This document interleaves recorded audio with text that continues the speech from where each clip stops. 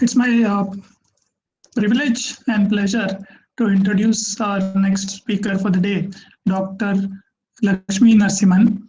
Dr. Lakshmi Narsiman obtained his PhD from IISc Bangalore on transceiver design for massive MIMO.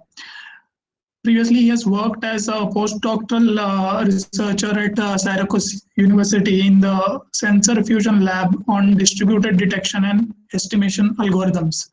Currently, he is an assistant professor at IIT Palakkad, and in the past, he has also worked in industrial research at National Instruments and Cisco Systems. So we have a distinguished speaker who will today present a session on massive MIMO and millimeter wave communications, which is a mainstay for the forthcoming 5G systems. So I welcome you, sir, and I will now unshare my screen and then you can proceed. So just give me a moment.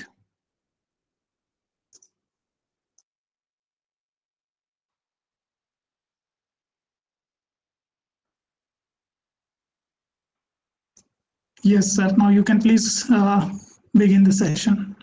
Thank you. Can you see my screen? Yes, sir. We can. Yes. Okay. Thank you. Thanks for the invitation and thanks for the kind introduction. So let me begin the session.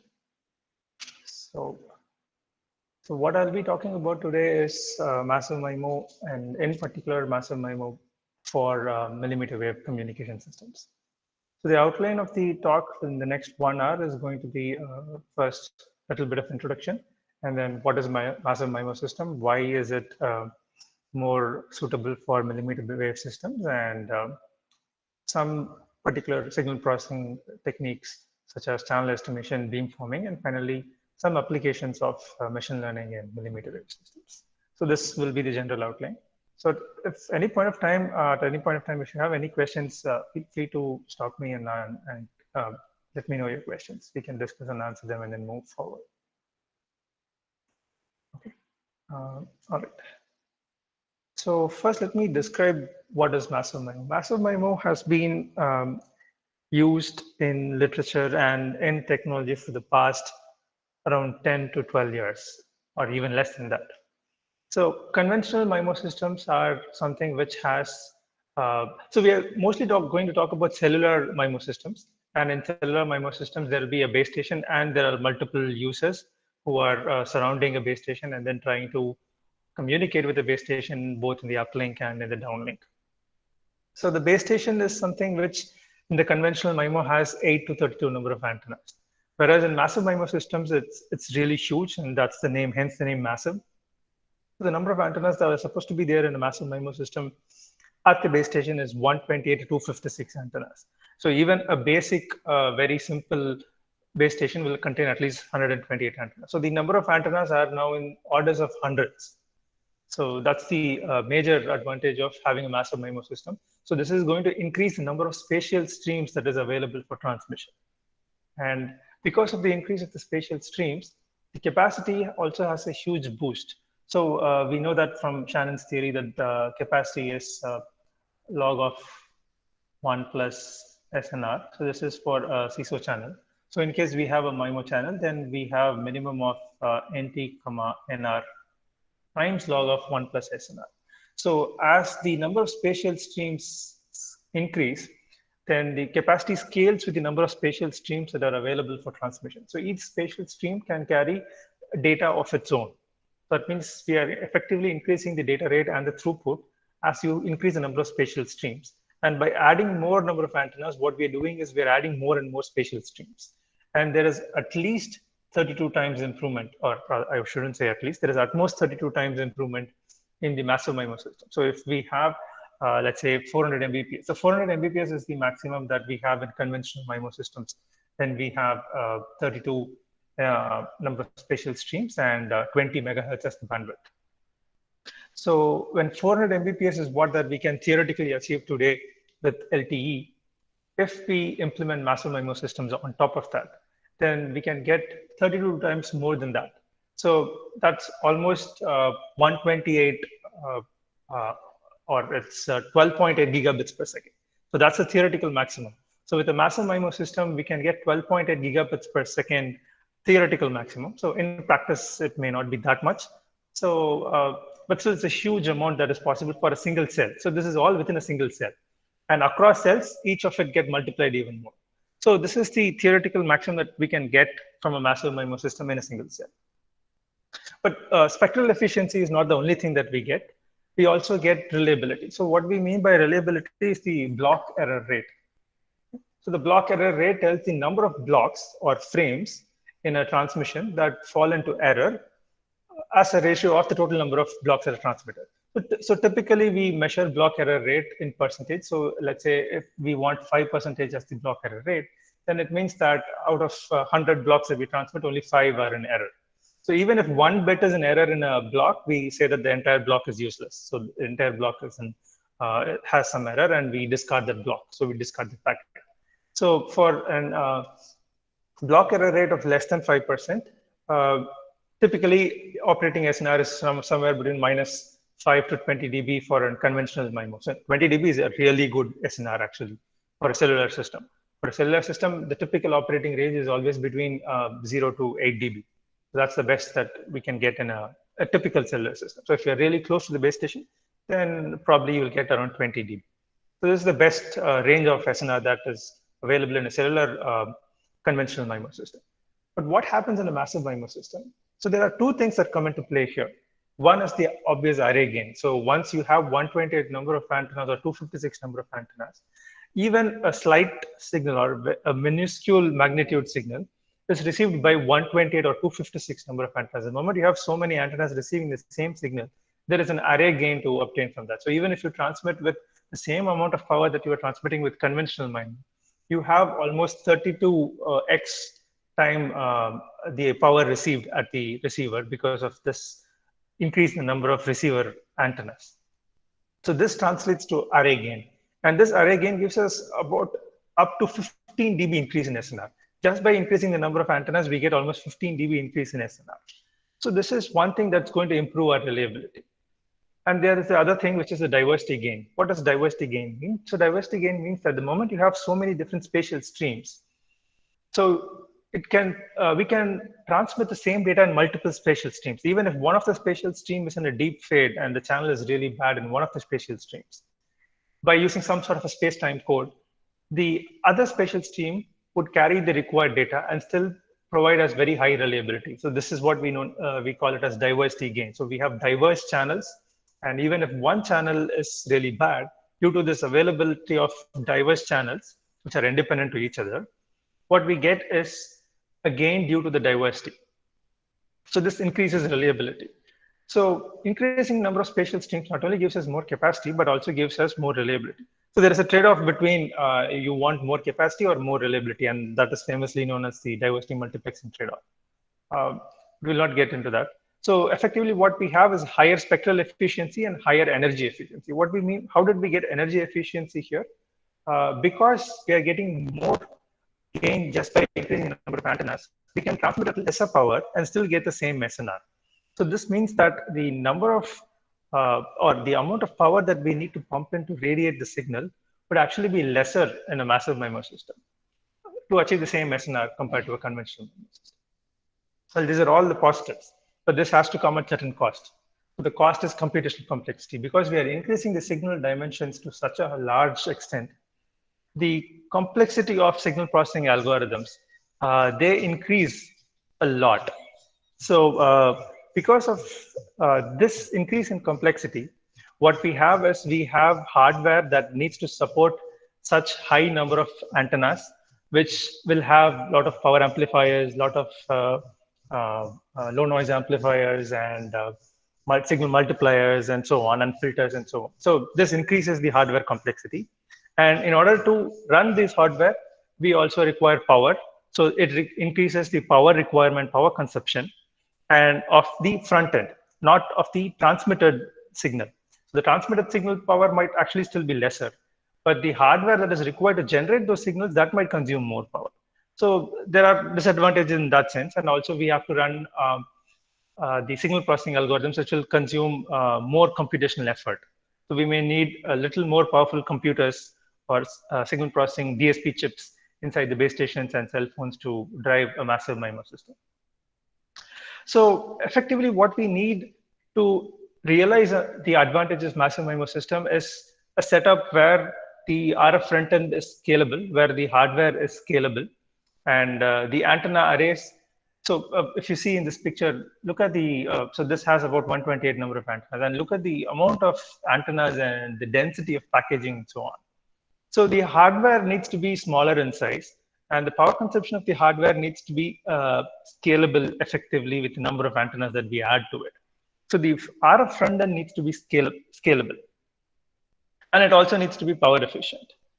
And the signal processing algorithms, so these signal processing algorithms that we implement also should be scalable with the number of dimensions. With each and every addition of antenna, we are going to increase the complexity of signal processing algorithm. So a massive MIMO system is going to increase the complexity in several aspects.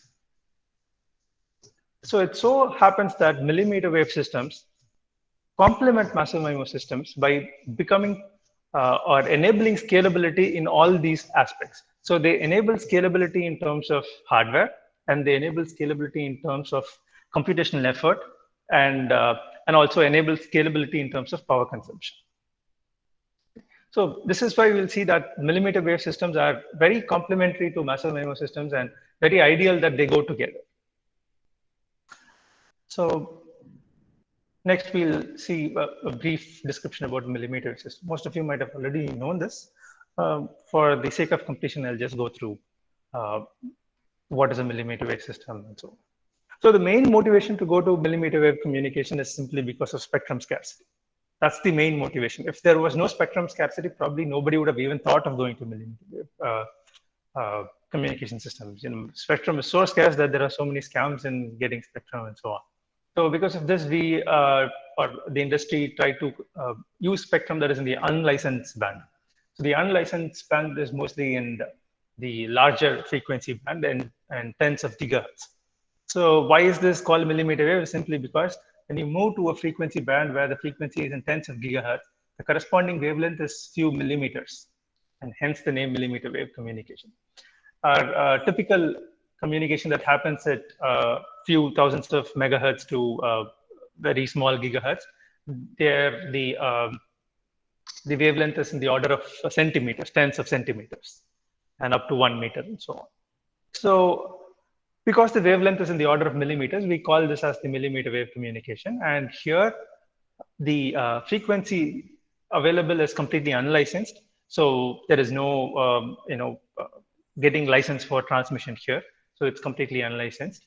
And the available bandwidth is huge. So that's the biggest advantage. So when you have a carrier frequency at 30 gigahertz, you can get a bandwidth of up to 1.2 gigahertz. So the typical bandwidth that is available for cellular transmission these days is only 20 megahertz. But then LTE, or the latest generation of LTE, has this technology called carrier aggregation, where you can have multiple carriers, one at say 1.8 gigahertz, another one at 2.3 gigahertz, and then you can use 20 megahertz spectrum that is available across different carriers, and then aggregate them together to get a maximum of 100 megahertz. That's the best you can get with the current technology, nothing more than that. But the moment you have millimeter wave communication inside that, you can get a bandwidth of up to 1.2 gigahertz. That's a huge improvement. That's more than 10 times increase. That's almost 12 times increase in the bandwidth. So again, we also know that capacity is bandwidth times log of 1 plus SNR. So this is also going to scale spectral efficiency, or the total data rate. The data rate is going to scale 12 times with the use of millimeter wave communication. So once again, the spectral efficiency, not spectral efficiency, the data rate and the throughput is going to get a boost. And the number of antennas that you can place at the user equipment also increases. So this is because the millimeter wave radiation has a very small wavelength. Because the radiation has a very small wavelength, you can create waves using a very small antenna. So this is the mmWave or millimeter wave antenna designed by Qualcomm. And as you can see, it's terribly small. So you can fit, so this has actually a 4x4 system. So you can fit 4 of these inside a cell phone without any issue, which means you can go up to 32 antennas. Whereas the current technology of LTE allows not more than 2 antennas inside a cell phone. At best, if you have a large cell phone, you can have 4 antennas with really, really intelligent design. But then millimeter waves, because they are very small, the wavelength is really small, the antenna size also becomes very small. And because of this, we can have multiple antennas inside a cell phone itself. So a cell phone itself can support up to 32 antennas, and a base station can easily scale up to 512 antennas. And the other advantage is delay spread. So delay spread is what is going to tell us what is the maximum coherence bandwidth. That is the band of frequencies within which the channel is going to remain stationary. And that is in the order of microseconds for conventional RF systems, whereas for millimeter wave systems, it's going to be 50 nanoseconds. Technically, there is a catch here. Ideally, this is even higher for millimeter wave systems, but the range of the millimeter wave systems is really small. So the regular cellular communication systems, their range is in the order of hundreds of meters, whereas for millimeter wave systems, it's in the tens of meters or maximum 200 meters, not more than that. Whereas RF can go up to few kilometers, 2 kilometers or 3 kilometers at the maximum extent. So because of the increase in range, the delay spread also increases because the waves get to travel more and more, and there are more reflections in between, and hence the delay spread can increase and when you have a larger range. Whereas millimeter wave systems, the range itself is very small. You cannot go beyond 200 meters. So because of this, their delay spread also comes down. So this is technically an advantage and a disadvantage because the range is small, but though the range is small, it gives us an advantage. The delay spread is smaller. And once again, we always have problem. We always get something when we lose something. So what we lose here is the range. The propagation loss is very high. That means the path loss that we encounter in millimeter wave systems is really high. So this plot shows us the absorption spectrum. So this is the EM waves, the RF waves, that the frequency of the RF waves is there in the x-axis, and the absorption rate in dB is given in the y-axis. So as you can see, as the frequency increases, the EM waves get more and more absorbed by oxygen in the air and the water vapor in the air. So this is the typical operating range of millimeter waves. So in this range, we can see that water molecules absorb the millimeter waves very quickly. So the problem with this is that if it rains, then your communication is going to get affected a lot. The SNR is going to come down. There's going to be huge path loss. But okay, so that means, can we use this in indoors? There shouldn't be any problem using it indoors. But the problem is, in indoors, we have a lot of humans, a lot of people going around, and people are made of more than 50% of water. And it so happens that even human bodies will absorb a lot of millimeter waves. So if they happen to come across in the path of the millimeter wave transmission. So there is heavy propagation loss. So the path loss is really high, which means that the waves get attenuated really quickly and they get blocked by the human body, the walls and everything that possibly is there in front of them, it gets blocked. So it looks like it's almost useless. That's what it looks like. But then engineering has made this really efficient that we transmit the millimeter waves in fine bands or fine beams such that they are extremely directional, and we avoid every block that is present in between the transmitter and the receiver, and then almost communicate in line of sight path. And because the range is anyway small, the line of sight path is almost always available with very high probability. And because of this, we circumvent all the blocks that are present in between the transmitter and the receiver, and then communicate in some line of sight, and then ensure that there is always an unblocked path, or with high probability, there is always an unblocked path. And then we use all the available bandwidth in that direction and achieve very high throughput. Well, it may look quite unrealistic, but then mmWave is actually being used in practice. It has been deployed. It is being used in several cities. So I think this is the result from the implementation in Miami in USA, and this is from Chicago, and I think this is from Austin. So, and these are phones which have millimeter wave receivers. As you can see, this is in fact realistic. It is being used right now. And the maximum throughput they're seeing is around 1.9 gigabits per second. A phone can download data at 1.9 gigabits per second. That's really, really huge. And it's actually happening. It's implemented. It's commercially available. Whereas in India, our LTE network, at least I have not received a speed of more than 4 Mbps. And here I see speeds of almost 2 gigabits per second. That's like 500 times more speed, which is available. And this is practically viable. So this is an extremely practically viable system. It's not just theoretical. It's not just an academic exercise. It's been in practice, but it's extremely early stage. So even at an early stage, we are able to get such a high bandwidth. So the theoretical maximum is 12 gigabits per second. We have already hit 2 gigabits per second.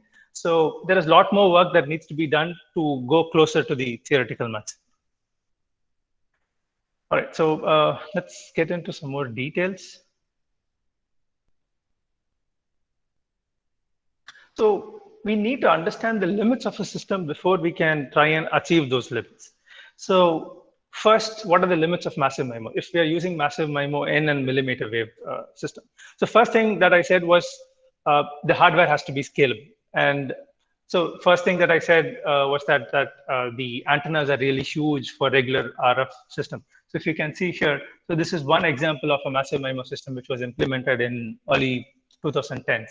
So this is this has 128 antennas in it, and you can see the antenna patch size is almost few centimeters, and the entire system is almost the size of a cupboard. So it's so huge, and the power requirement is also very huge. So millimeter wave systems, because the antenna size itself is really small, is extremely tailored or very well suitable to implement a massive MIMO system. You can have a very compact system or antenna array for a millimeter massive MIMO system. So that's one advantage, or how that's one way how millimeter waves complement massive MIMO systems. And we'll see how they also complement in terms of computational complexity and hardware scalability. Okay. Now, the other fundamental limit is just because we can increase, just because we have now a mode of increasing number of antennas, a millimeter wave system can enable you to put about 128 antennas within just a 10 centimeter by 10 centimeter block. So does that mean we can just go ahead and keep putting in thousands of antennas? Even that does not really help us.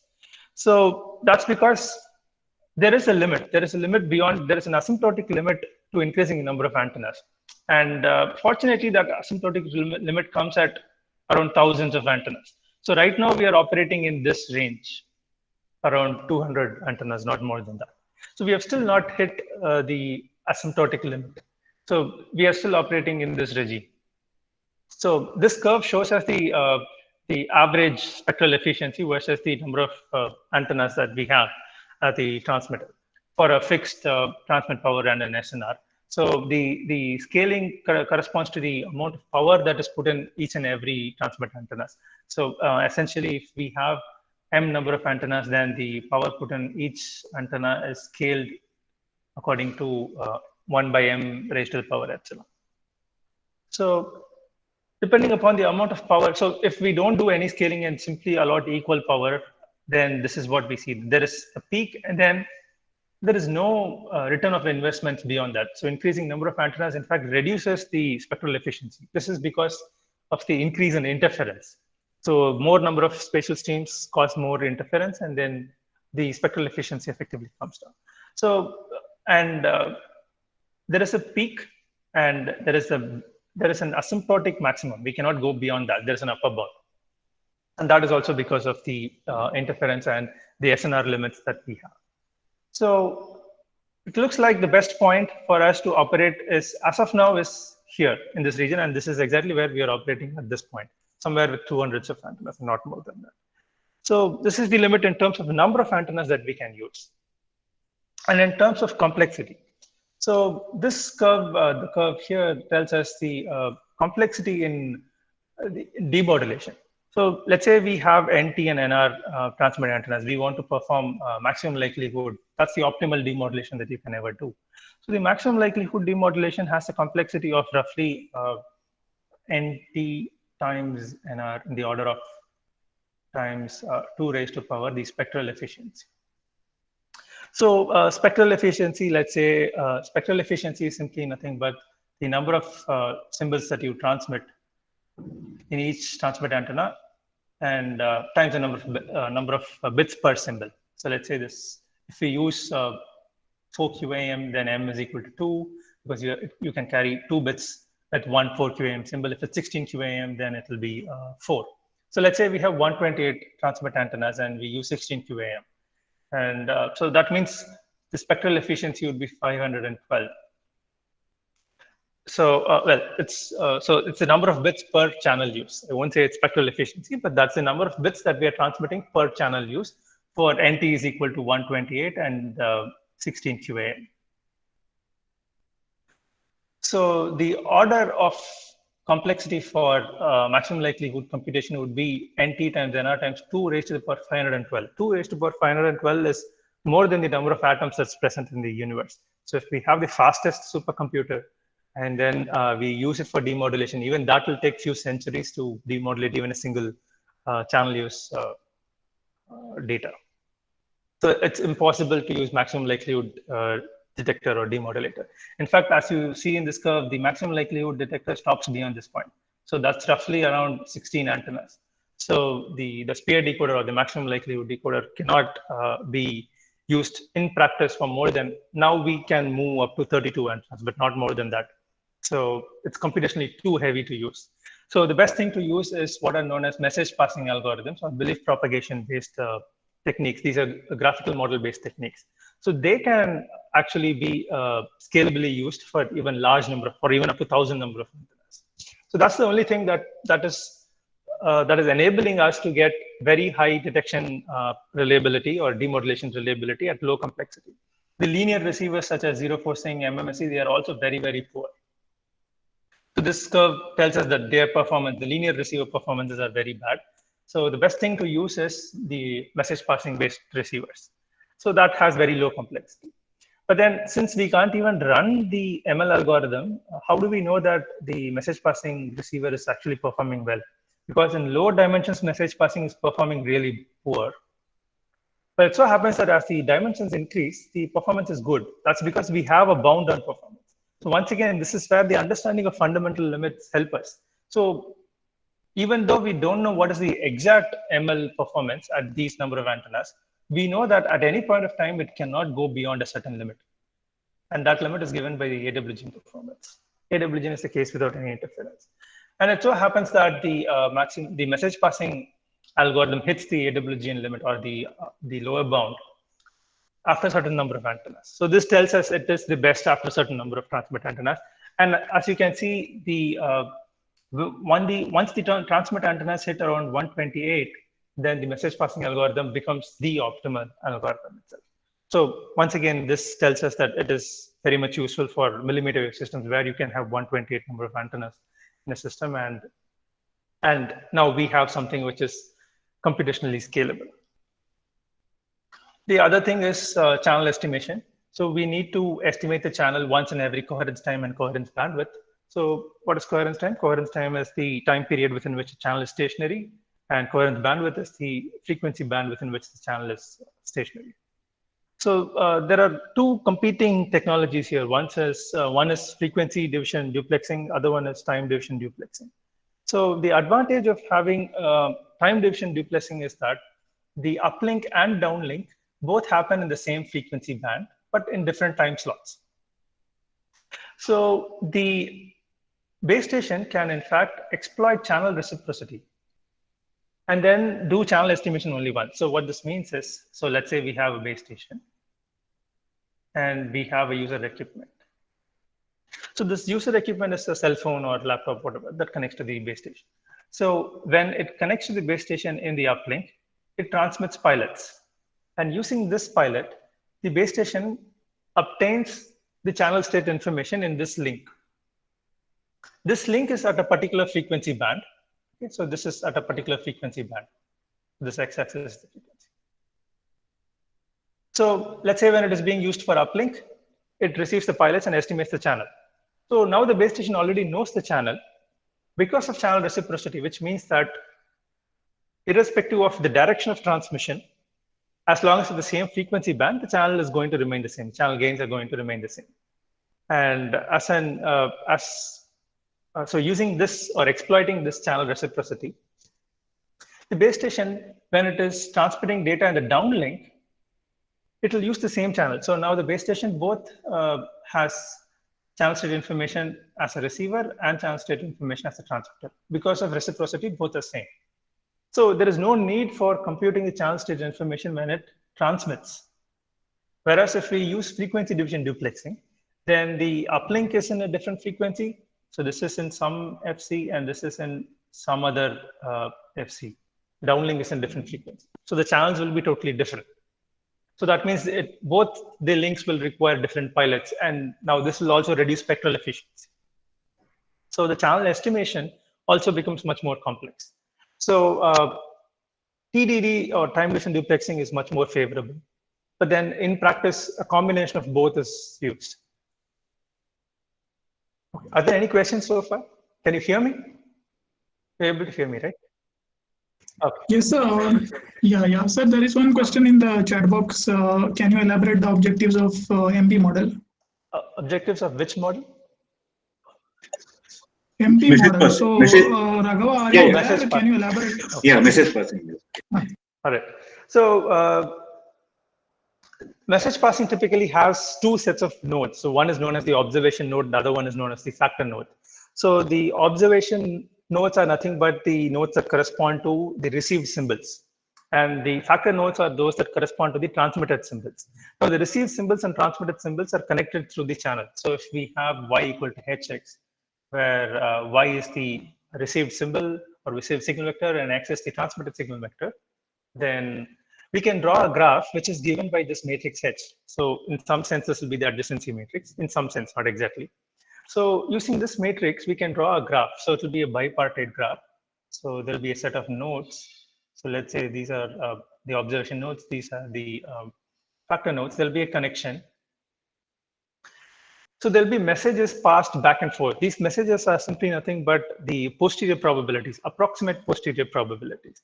Each node will compute in some sense what is the probability of what was the symbol that was transmitted.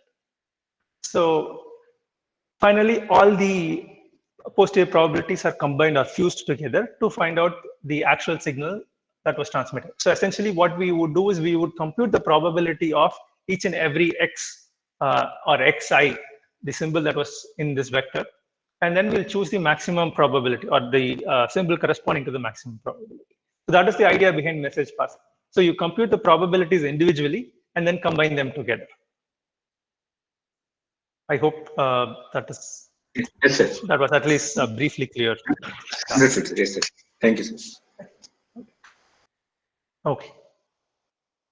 Now a little more, let's get into some more details of the millimeter wave channel. So we've been saying many things, good things about millimeter wave channels and some limitations. Where do these limitations come from? The first one is through the Friss formula.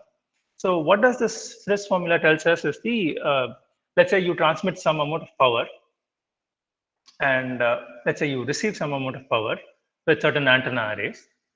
Then the ratio between the transmit power and receive power, that is given you transmit some amount of power, the amount of power that you can receive is the function of the antenna gains, the transmitter antenna gain at the receiver, and the wavelength at which you're transmitting and the distance between the transmitter and the receiver.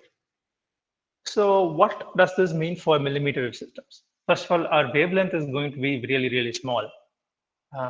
Because the wavelength is small, the received power is going to be small.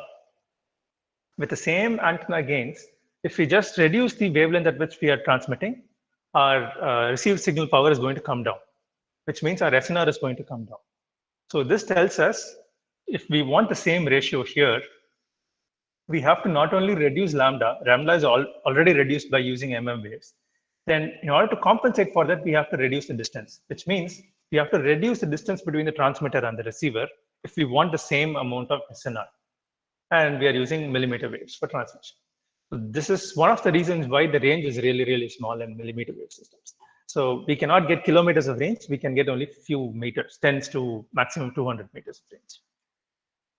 And the other reason is the coherence block. So the coherence block is in fact a product of coherence time and coherence bandwidth, and it is a function of, or rather it's a ratio of the wavelength to the delay spread. So this is the delay spread. So once again, delay spread is a function of the distance between the transmitter, and so this is in fact proportional to, okay, not exactly equal. So this is proportional to wavelength by some function of distance. Delay spread is some function of distance. Once again, if we want the same amount of coherence block, that is the channel stationarity to be the same amount, then because wavelength is automatically reducing by the usage of millimeter waves, the delay spread also has to reduce, which is reduced because of reduced range. So this tells us that because we are operating at a very small range or a small distance between the transmitter and receiver, our delay spread is also going to be really small, which is actually an advantage for us because 1 by delay spread is proportional to the coherence bandwidth. We'll get a large coherence bandwidth. We are anyway operating at a very large bandwidth, and we are going to get a coherence bandwidth which is also very large, which is good. This is something which it's an advantage. Now, another disadvantage is noise power. Noise power is a function of bandwidth. We said that we are going to use 100 megahertz or even more bandwidth for transmission. This means that the noise power is really high. So this is another disadvantage of millimeter wave systems. The usage of higher bandwidth gives us more noise, which means our SNR is going to come down. So we have to compensate for that. And antenna aperture. So antenna aperture is also directly proportional to the wavelength. The smaller wavelength, the smaller is the antenna aperture. So what does that mean? So if we have, let's say, some antenna that is radiating some signal. Now, if the antenna aperture is really small, then the field of view of the antenna, so the amount of the area or the field of view which it covers, so let's say this is some angle theta. So if the aperture becomes really small, then the field of view or the transmission angle of the antenna comes down. This means that the antenna size comes down, first thing. Second thing is it is more directional. That is, if I have, let's say, a receiver at this point, and it's pointed in this direction, then it can receive signals only from this direction. So if I have a transmitter which is radiating in this direction, it will probably receive nothing, or the amount of signal received will be really, really small. So the directivity of the antennas become very high if we use millimeter waves. So that is, it may sound like a disadvantage, but actually it is a huge advantage. This is going to help us in having very narrow width beams and making us concentrate the signal directly in the direction of the receiver and skip all the blocks in between. So if there is a human, we can skip them and then ensure that our signals are directly radiating only towards the receiver and nobody else. So this reduces the amount of signal wastage. So in fact, this helps us to increase SNR because we are not radiating signal in this unnecessary direction where there is no receiver. Let's say we know the receiver here, our signal is directed towards only the receiver, and there is no wastage of power in radiating in other directions. So this helps us to improve SNR at the receiver. Okay. And of course, the other observation we saw is that the range decreases. Okay. Next, let's see what happens to the propagation loss. So this is the expression for propagation loss. This comes due to reflection and scattering. So rho is the reflection coefficient, and lambda is the wavelength, d is the distance, and h is the height of the reflector, and theta is the angle of incidence at the reflection. So once again here, we see that here it's directly proportional to the square of the wavelength, which means that the loss is going to increase. Not only that, the loss is going to exponentially increase because we have e raised to the power 1 by lambda square. So 1 by lambda square, as lambda decreases, 1 by lambda square increase, and we have e power minus that. So the exponent is going to decrease very, very fast. So it's going to exponentially decrease with the decrease in wavelength. So what this means is that the moment there is a scatterer, so if we have a transmitter here and a receiver here, let's say there are two scatterers, the signal that comes through this path is going to see a path loss which is exponentially higher. So let's say there is a direct line of sight signal, and compare that with the a signal which has two bounces. So at each bounce, there is an exponential loss in the amplitude. So the attenuation caused by this reflection or scattering is so high that the signal that comes through the scattered path is almost insignificant in power compared to the line of sight path. So this is a huge advantage. In some sense, it's an advantage. In some sense, it's not an advantage. Why it's an advantage is because we can completely ignore the effects of reflections and multipath. The only thing that we have to consider significant is the single reflection path. So the effects of multipath are very small. That's an advantage. And the disadvantage is the effects of multipath is very small. That's a disadvantage. That's because we lose in diversity. So what we lose in diversity, we gain in array gain. So that's the thing that's happening in millimeter wave systems. And not only that, the absorption by dielectrics is also very high. So the human body is a dielectric, and several other structures, ceramic structures are all dielectric. So as wavelength decreases, absorption by dielectric increases. So which means that if the reflector or the scatterer is made of a dielectric, then it will quickly absorb the signal rather than reflecting it. And Fresnel zone length gives us the length of the object around which it will diffract. So if an object is say at some distance dtx from the transmitter and drx from the receiver, then the zone which is of length given by this expression is the zone around which diffraction will happen. And that zone also reduces with this wavelength, or it's directly proportional to wavelength, so it also reduces. So which means diffraction is also very, very small. So what this tells us is the signal that's coming through line of sight is the most significant. Everything else is either attenuated very severely or absorbed. There's no diffraction also, so it cannot even bend around something and then reach the receiver. So it means either it is blocked or absorbed or severely attenuated that becomes insignificant. And what we'll see is only the line of sight path, or at best a single reflected path.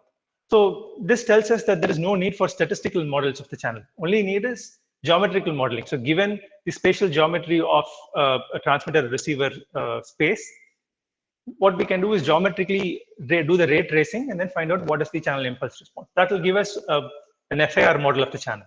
So once we have an FAR model of the channel, then we simply need to find out the taps of the FAR model that will tell us what is the actual channel. That will give us the channel gains. The biggest advantage here is this multipath channel, or the tap coefficients in this FAR model is going to be really, really sparse. Why is that? That's because we are operating at a very high frequency, as in we are operating at the bandwidth of 100 megahertz. If we're operating at such a bandwidth, then our sampling frequency is also going to be really high. At that sampling frequency, the number of taps that we'll get for the channel will be several hundreds. But despite having so many taps, only few of the taps are going to be significant. Why is that? That's because of this high path loss and absorption. Several things will be attenuated severely and become insignificant. Only very, very few significant taps will remain. So despite the channel being huge in size, what we have is a very sparse channel. This is going to help us in scaling the computational efforts that is required to perform modulation, demodulation, and other things. So I'm not able to see the chat window. So if there are any questions, please stop me and then we can discuss. No, sir, you can proceed. Okay, thanks. All right. So let's see how the channel is sparse. So this is the model of the channel. So here we are considering a linear array. So if the array is circular or cylindrical, then these expressions are a little different. We'll not get into that. So for a linear array, let's say we have antenna elements which are separated out linearly with a spacing of d. And let's say the angle of arrival of the waves is theta. So the waves are arriving with a plane wavefront, which means that at a given plane, the phases are all the same. So at a particular antenna, let's say they are arriving with an angle theta. Now this means that, at least in this diagram, this antenna will receive the wave first, and then the next antenna will receive the wave after the wave travels through an extra distance of d sine theta.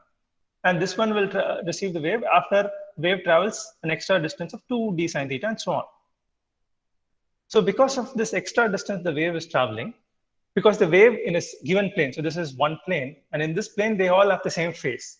Because the wave is traveling a little more here, it has a phase difference. And that phase difference is given by this quantity. This is the distance traveled, and because of traveling this much distance, the phase difference cost here is given by this quantity delta. Now, this is the effect of the propagation at the receiver. Now, similarly, at the transmitter, there will be other delta dash. There is another phase difference which is arriving because of the angle of departure. Now, using these two, we can find out what is the channel matrix.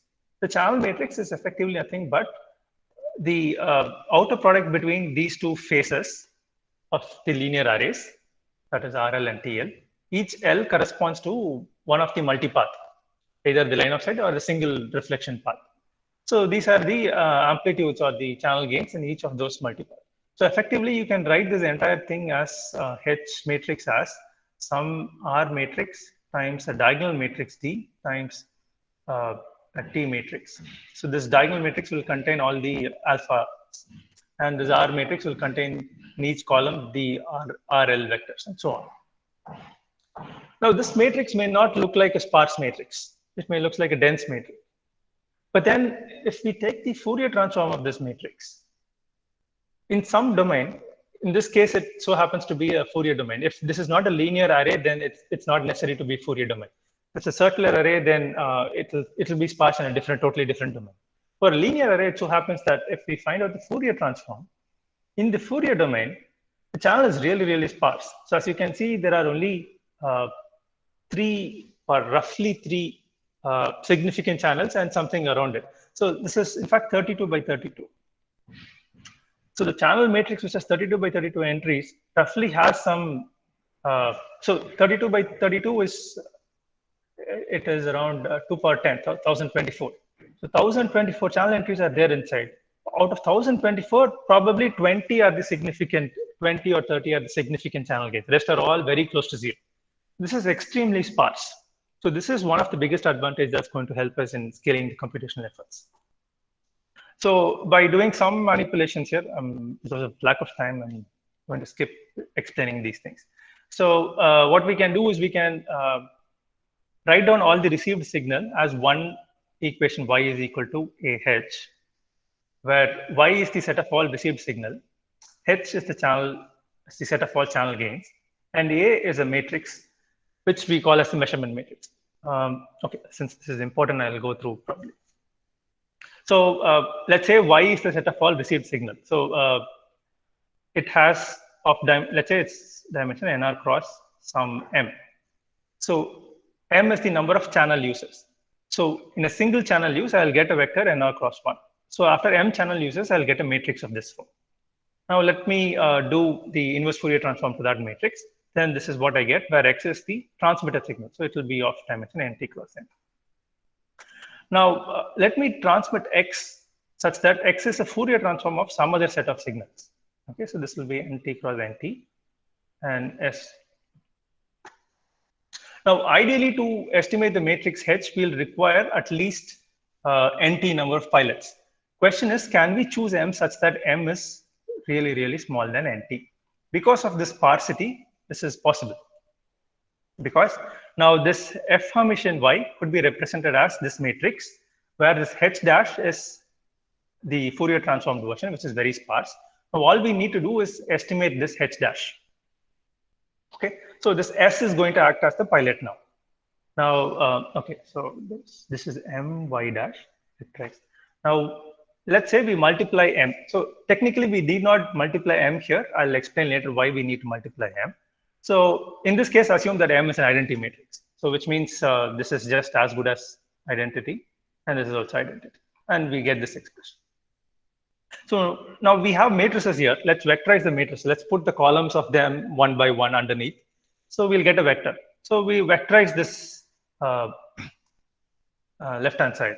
The right-hand side so turns out to be the Kronecker product of the S transpose times the matrix M. So in this case, it's identity times the vectorized version of this matrix H. So if we want, effectively what we want to do is estimate this. So this is nothing but estimating the matrix H through the observation Y, which are linear combinations using the matrix A. So effectively, we have reduced this into the form of a compressed sensing problem, where we have a large vector. Most of it is non-zero entries, zero entries, and very few entries are non-zero. And we are observing it through some measurement matrix. This measurement matrix has to be fat for a compressed sensing problem. And as you can see here, what we'll have, because of S transpose, this will be M cross this A matrix will be M cross something. And this M should be really smaller than NT. So we can choose M to be really smaller than NT, because of which the rows of A will be very small compared to the columns, which gives us a fat matrix, bringing us to the compressed sensing paradigm. So this tells us the S matrix can have very small number of pilots, and hence, despite having large channel matrix, we can estimate them with very few number of pilots. But the reason why we have this M is because this matrix A should satisfy a property known as restricted isometry property. Only then we can do successful recovery. So that is why we have this matrix M. We multiply M with this received signal such that this effective matrix A somehow satisfies this restricted isometric property. Yeah, I guess most of you would know the advantages of compressed sensing. So yeah, if you want to recover a K sparse vector, which has only K non-zero entries, but actual length N, then you require only these many number of measurements. You first estimate the support. From that support, you recover the actual vector. The restricted isometry property means this, that the matrix A should transform the vector such that after transformation, the magnitude of the vector should not be different by a huge amount. So this vector that is transformed by this measurement matrix should have very close magnitude similar to the vector before transformation, essentially meaning that the matrix should be approximately unitary. Unitary matrices do not change the magnitude of vectors, which also makes them invertible, meaning there is a one-to-one map between the vector before and after transformation. So this ensures that the vector that you're multiplying here does not belong to the null space of A, which means that AX will not be equal to 0 with very high probability. Okay, and another measure of RIP is the coherence of a matrix. Coherence of a matrix is simply nothing but the inner product of the columns with the other column. So AI is the ith column, AJ is the jth column. So you just take the normalized inner product, and the maximum of the normalized inner products is the coherence of a matrix. So what we want is a very, very small coherence. So each column should look totally different from the other column, should not become linearly dependent with the other column. So that's the idea of coherence. So we choose M such that we minimize coherence. So that's the usage of M. Okay, so these are different compressed sensing techniques with which we can recover a sparse signal. So in the interest of time, I'm not going to go through that. How much more time do we have? Sir, the session is scheduled up to 1:30. So maybe if you could complete by 1:15 or 1:20, then we can take some questions. Okay, all right. Okay, so I'll just simply tell what is matching pursuit, and I'll not go into the details. So matching pursuit is effectively nothing but an algorithm where we step by step identify the support of the sparse signal. So what I mean by support is, if we have a vector, let's say n cross 1 vector, we have, let's say, x1 to xn. So there are only few k entries of this which are non-zero. So let those indices be I1 to ik. Okay. So we have to identify these indices. The set of all these indices is called the support of a sparse vector. So we identify one by one. We first identify I1, then we identify I2, and so on. So effectively, we compute the support in k number of iterations. So that is matching pursuit. We keep matching with the largest amplitude, or the inner. We keep taking the inner product of the received signal with each and every column of the measurement matrix, and then which has the highest amplitude, we say that we found a matching index, and so on. So this is called matching pursuit. And a better version of that is the orthogonal matching pursuit, where we normalize the columns of A and then ensure that every time we project, we are doing an orthogonal projection. Orthogonal projection ensures that we don't project in other direction and hence minimizes noise. So if we have time later, I'll go through the details of that. So And then the last one is compressive sampling matching pressure. The last type of matching pressure is compressive sampling. In the presence of noise, instead of just selecting one index at every iteration, we select multiple indices. So instead of just getting a set exactly of k, we'll get some 2k or 3k. And then later, we'll drop out the extra indices in the support by taking the one which has the largest energy alone. So that is compressive sampling matching pressure. But all these things require this the pseudo inverse of the measurement matrix. If the measurement matrix is really, really large, then it becomes unscalable. We cannot keep, so if you just try to find the inverse of a 256 by 256 matrix in MATLAB, it may take 1 second. But then our transmission is at 100 megahertz, which means that for every, so we should be able to compute or demodulate in less than 1 microsecond. So we should be able to do it really, really fast. So taking 1 second to demodulate is not acceptable. So we need something which is much more scalable. So for that, we have iterative shrinkage and thresholding algorithm. So this is called as FISTA. There is a fast version of it, which is called FISTA, which uses Nestrov's acceleration.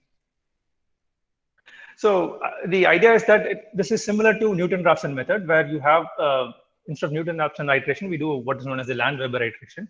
Essentially, we move in the direction of the gradient of this y minus ax. No, so least square solution. We move in the direction of the gradient of the least square solution.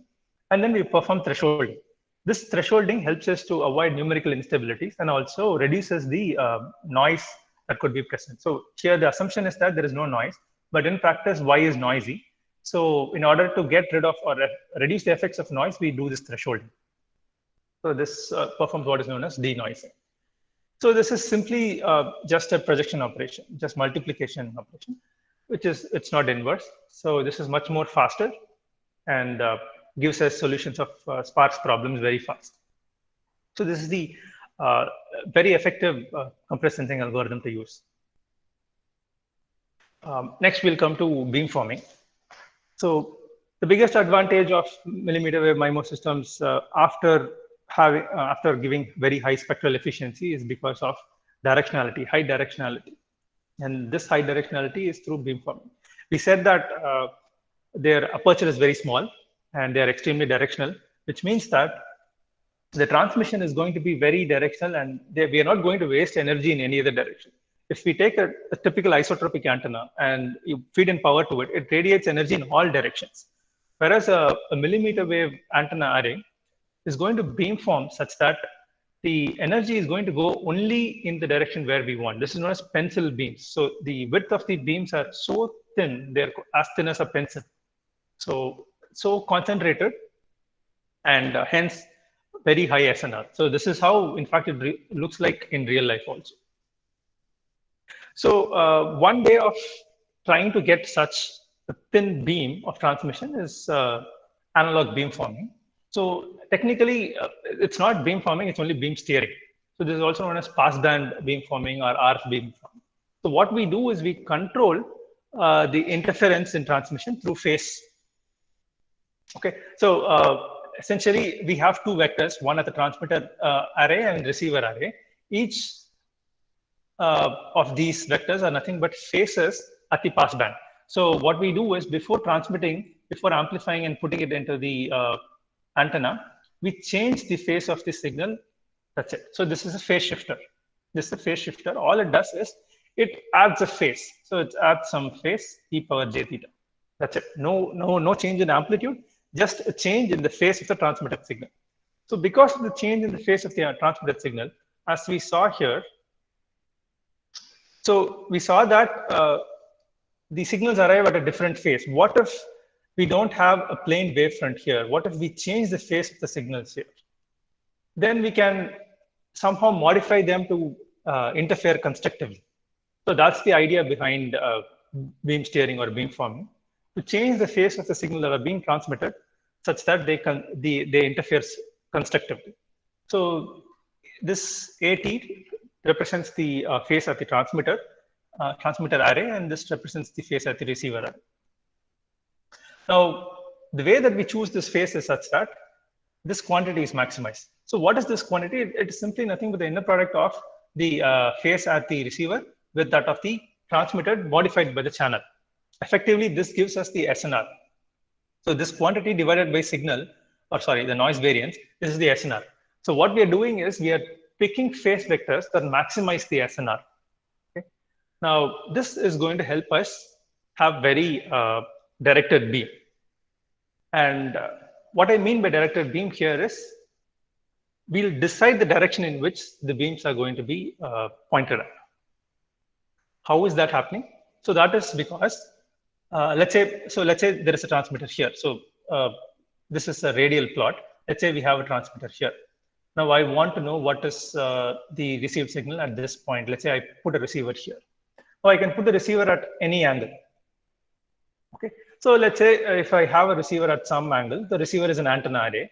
So the phase that is seen by the receiver is given by this vector. Okay. So it is at some angle theta. So this theta is the physical angle, but the angle seen by the signal is a function of the wavelength also. So remember, this is the phase. The omega represents the phase. The constant k is nothing but the function of 2 pi and wavelength. So the omega is the phase or the angular frequency, and this is the physical angle.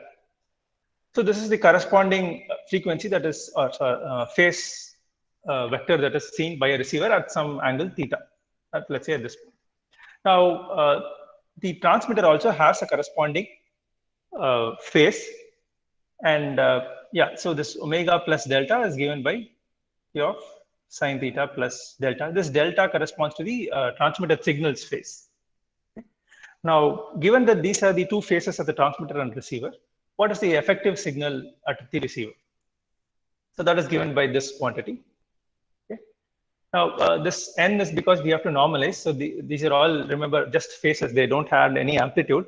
So because of which we have to normalize this by 1 by root n and 1 by root n, so on, which gives us this 1 by n. So effectively, the magnitude of the signal received at some angle theta is this quantity, which is nothing but a sync wave. Okay, and this sync wave has this zero crossing at points given by 1 by n delta.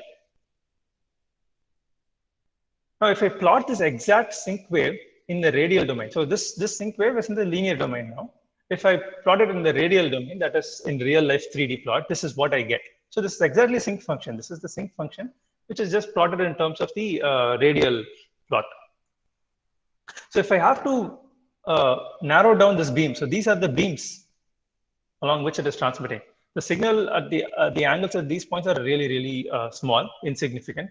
So there's nothing received at these points. Significant signal is received only here. Now, if I have to narrow down this beam, I have to decrease this 1 by n. So if I have to decrease 1 by n, I have to increase n. That means I have to add more number of antennas. That is once again the property of millimeter wave systems, where we have large number of antennas. That means if I add 128 antennas, 256 antennas, the beam width becomes really, really small, very, very thin. And that's why it's called pencil width beam. And as you can see, just by doubling the number of antennas, the beam width almost decreases by half. All right, so this is the radiation pattern. Now, what beam steering does is, by plugging in some steering vector here, so these AT and A are called steering vectors, what we'll have here is an additional phase, some, let's say, alpha. Now, this alpha tilts the angle. So that means you can have radiation pattern like this. So essentially, it means you can rotate this beam in any direction inside this circle.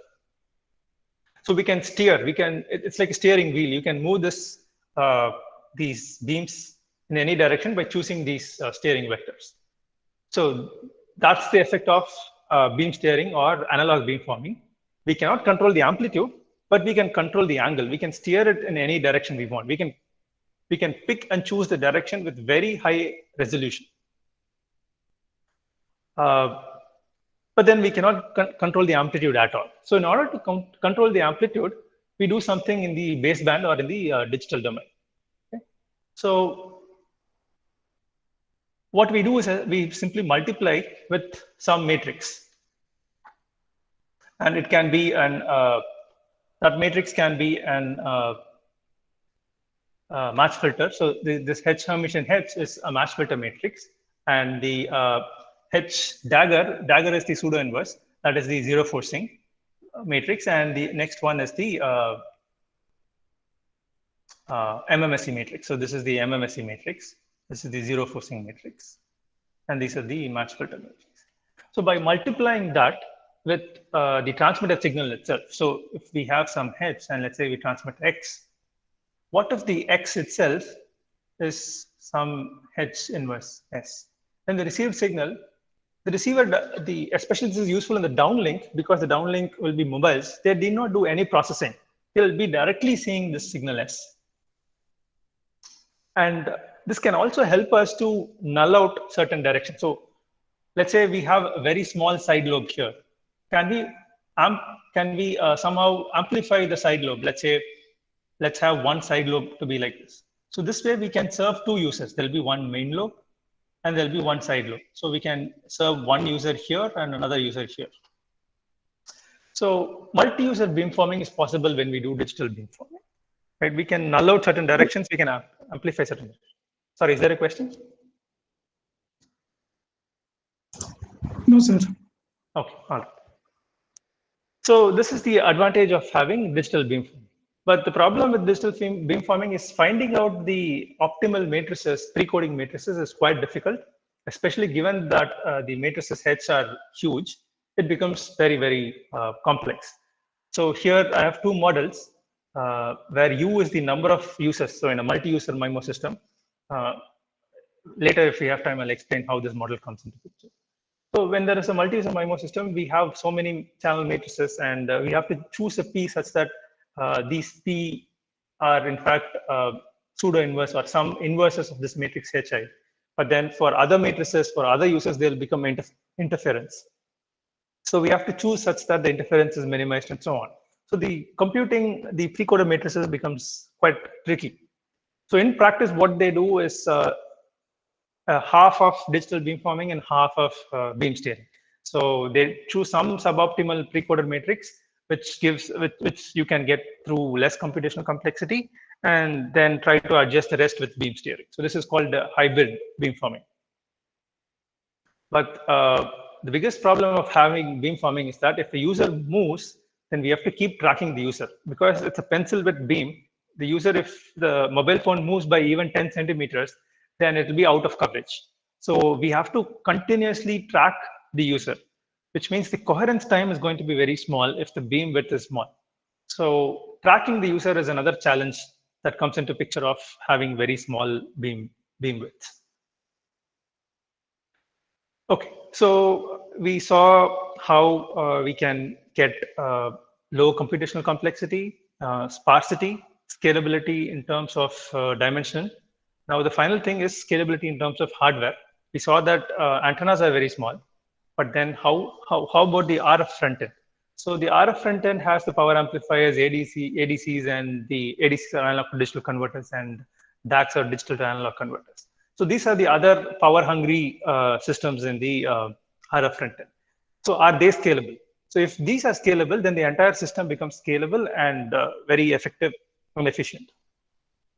It so happens that if I have hundreds of antennas, for each antenna, if we put an ADC, then the power consumed by each and every ADC put together is huge. So it's like we'll have to carry a car battery for each and every mmWave system. So that doesn't make any sense. So effectively, what we do is we reduce the resolution of the ADC. So one simple example is 1-bit ADC. So 1-bit ADC is simply nothing but a comparator. It just tells you what is the sign. So let's say now we'll discuss about using low resolution ADC or 1-bit ADC for channel estimation. So we receive some signal and then just take the sign of it. Just do a comparator without any ADC. Just put a comparator and then just take the signs of it. From this, can we recover the channel matrix? It so happens that using compressed sensing, we can do that. That is from this sign vector. What we can do is we can find out the likelihood of the actual. So this gives us the likelihood of the channel vector H given the observation Z. So this is the Gaussian CDS. This is the measurement matrix A. And this is the noise variance, noise standard deviation. So this is the maximum likelihood expression. Now we take a derivative of that equal to 0. Then whichever h that satisfies this equation is the maximum likelihood estimate of the channel. So we can solve this using Newton-Raphson method. So there is no closed form expression. We have to numerically solve. So the iterative methods are there. So simple method is Newton-Raphson method. So it so happens that despite having just a comparator instead of an ADC, just because the dimensions are huge and the actual channel is sparse, these two are very, very important properties that enable us the use of low resolution ADCs. So which means that we can use very low resolution ADCs, even as simple as a comparator, for estimating channel. All right, what about doing beamforming? That's the other thing that is important in the setup, right? So can we do quantization at the beamforming pre-coding? It so happens that you can do that as well. So before transmitting, do the pre-coding. Before transmitting, just do a quantization, let's say 2-bit or 3-bit or even 1-bit. But what happens is, as you decrease the quantization level, there is an increase in the number of measurements that you require to recover the signal. So that is the disadvantage. Another disadvantage is that you lose in capacity. You lose almost half of capacity at high SNR. But then typical operating SNR is less than 10 dB. So the disadvantage here is we lose a little bit in rate. We lose about 10 to 20% of the rate. But then we really don't mind about losing 10 to 20% of the rate, because we have, let's say, 12 gigabits per second as a throughput. Of that, if we lose 10% or 20%, we still get 10 gigabits per second. So that's a significant throughput. So we are okay with that. So we trade off rate for hardware scalability. Other aspects in this system is design of the transmission waveforms. So typically, whenever there is a multipath channel, everyone says use OFDM. OFDM is so popular. But the moment you have 128 antennas, and then they're all in sync with some phase, and they're all transmitting a signal using OFDM, the peak to average power ratio is unmanageably high. That is, the power amplifier, let's say that is there in the RF front end, it sees a very high dynamic range. So the dynamic range is the peak to peak, the peak to peak amplitude of the transmit signal. The smallest amplitude versus the largest amplitude. So this becomes really, really high when you do some sort of an pre-coding. So if we are doing a pre-coding, what does it mean? So it means we are multiplying some pre-coding matrix P times some X. So this X is a large vector. So each and every, let's say this is SI, S1 to S and T. Each SI actually has the components of all XIs. So because of which there is a large number of components present each and in every symbol. And this is going to blow up the PAPR and makes the dynamic range to be very high and makes the life of ADCs and DACs really, really difficult. And of course, the power amplifier drives the power amplifiers to nonlinear regions. This is a huge disadvantage. Okay, what if we reduce the quantization levels and resolutions of ADCs and DACs and then get away with it? The problem is, if you reduce that, then there is a severe loss of orthogonality in the subcarriers, which is causing interference among the carriers. As of now, what the standards say is do some sort of a windowing to reduce the ISI. You cannot still completely get rid of it. You can reduce it and do some interference cancellation after that. But this is not the ideal technique. In fact, going forward, the new radio NR, 5G NR is going to bring up a new waveform, which is other than OFDM. And the competing standards are what are known as GFDM and OTFS. GFDM is generalized frequency division multiplexing, which has been there for a few years now, maybe around 10 years. And OTFS is very recent, around 3-4 years. And the ideology behind both of these waveforms is that do the modulation over large number of symbols such that the window is essentially spread over large time frames and channel use. But the disadvantage is that the latency increases. So that's you trade off latency for interference reduction. And the other thing is channel coding. Polar codes are being used or are coming up in standard, mainly because they have very low complexity of encoding and decoding. They're much faster than turbo codes to encode and decode. But the problem is they require very large length. So that is one disadvantage. and LTPC is overcoming that. So even with a smaller length, LTPC codes have very low complexity of decoding and give very good performance, but their encoding complexity is very high. So because of which LTPC is typically done by the base station where the power is not a big problem. Okay, and how machine learning is now playing a role in millimeter wave systems. Machine learning is playing a role in understanding the channel model. So as I said, the channel is a very sparse matrix. And the moment we have an array which is not linear, then the basis under which it becomes sparse is not really known. If you simply change the geometry of the arrays, then the faces at which the angles arrive are totally different. And the basis under which the entire channel matrix is sparse it's difficult to identify. It is not as simple as a Fourier matrix. Now, how to identify this basis? So this can be done by what is known as dictionary learning. So dictionary learning is nothing but identifying a set of basis vectors such that the given data, so the x is the observation, let's say in this case, x is y, sorry for the confusion in notation. So this is the observation, and this is the signal that caused this observation, the transmit signal that caused the observation. So the transmit signal under some change of basis is giving this observation, right? Now, this change of basis should be such that the transmit signal should be very sparse here. Okay, so we'll have to identify basis such that in that basis we'll have only a very sparse signal. So this is the L0 norm. L0 norm is nothing but the total number of non-zero elements in a vector. That's all is the L0 norm. So all we have to do is identify R min over B, identify a matrix B such that the difference between the received and the transmitted is minimal, and the basis under which we are representing as a very sparse representation. But this is a very hard problem. It's not even convex. So we have a convex relaxation by converting this L0 norm to L1 now. And then we can do what is known as a lot of dictionary learning algorithms. One example of dictionary learning algorithm is the KSVD algorithm. Essentially, what this KSVD algorithm does is it iterates between these two objective functions. It randomly initializes B, and once you initialize B, this quantity becomes fixed, and you optimize over W. And once you optimize over W, you fix W, and then you optimize over this. So you iterate between this objective function and this objective function. Fix W, find the optimal B, and fix B, and then find the optimal W and keep iterating back and forth. So that is the KSVD algorithm. So it's called KSVD because the solutions of the optimization problem turns out to be the pseudo inverse, and you compute the pseudo inverse by taking the SPD of this particular matrix and choosing only the k significant values. So this k significant values gives us the optimal basis. So this is one way of using machine learning to identify the optimal channel matrices or representation under which the channel matrices are sparse. The other problem that we had was beamforming. How to identify the pre-coding vectors. So if you remember, I said pre-coding vectors or pre-coding matrices are very difficult to compute. The moment you have something which is very difficult to compute, and if you have large amount of data, you can always put a machine learning network.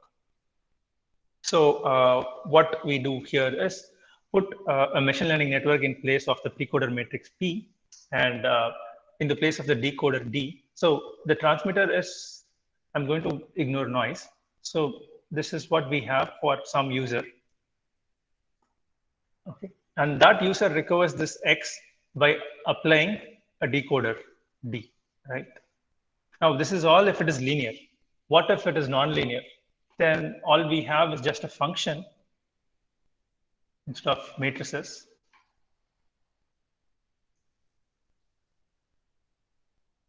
Some other function G of X. So G of X is the pre-coded signal, and after transmission, this is what we have. So this is what is received. So in order to recode what is received, so we do another decoder. F is decoder, G is the precoder. Now, if it is not linear, then this is the expression we have. But what is the optimal F and G? We don't know that. So in that place, we can put a neural network. So this becomes an autoencoder setup. So you have an encoder and a decoder, and you know the channel that is in between them. Now we can optimize, do some back propagation given large amount of data. So we transmit the signals before. So the disadvantage here is that you need to have large amount of data. If you have large data, then you can use that information and then train your precoder and decoder neural network to obtain some optimal or suboptimal or near optimal functions F and G that will maximize the SNR. That would be the objective function, to maximize the SNR. Okay, the final problem is near field effect. So the near field is a place where the electromagnetic radiation pattern is very, very difficult to compute. It is not at all predictable. Even if there is some other electromagnetic device, if there is some other antenna present in this near field, it can absorb power. It can act as a load. So this is a little dangerous because we really don't know how to model this.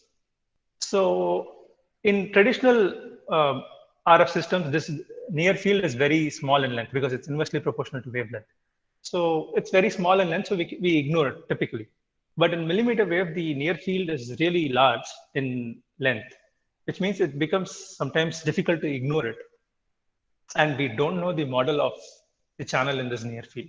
That's a problem. So some of the open problems are how to model this near field channel. Can we use machine learning for that? Can we better model the channel and the geometry using machine learning? And we have to track the beams when and as and when the users move really, really fast. So is there a fast scalable technique to measure the channel and track as the user moves? And the other one is we need signal processing algorithms which will work with low resolution signal representation and for large dimensions, and they should be resistant to noise. They should work at low SNR. So how to find such optimal signal processing algorithms? And of course, multi-band operation. So we were talking about all in a single band of 100 megahertz bandwidth. What if we have multiple bands? Can we do some sort of a carrier aggregation? How to do carrier aggregation with several beams? So that is another problem. And the last one is a very difficult problem, the cross-layer optimization, resource allocation, beam allocation, and scheduling the users, given that you have to track and schedule and then allocate beams such that the throughput is maximized. So most of these new techniques they try to use reinforcement learning to do this resource allocation and scheduling. So these are some of the open problems. Okay, so I'll conclude my session with that. So please thank you, sir. Ask questions. Yeah, sure. If the participants have any questions, they can ask them now.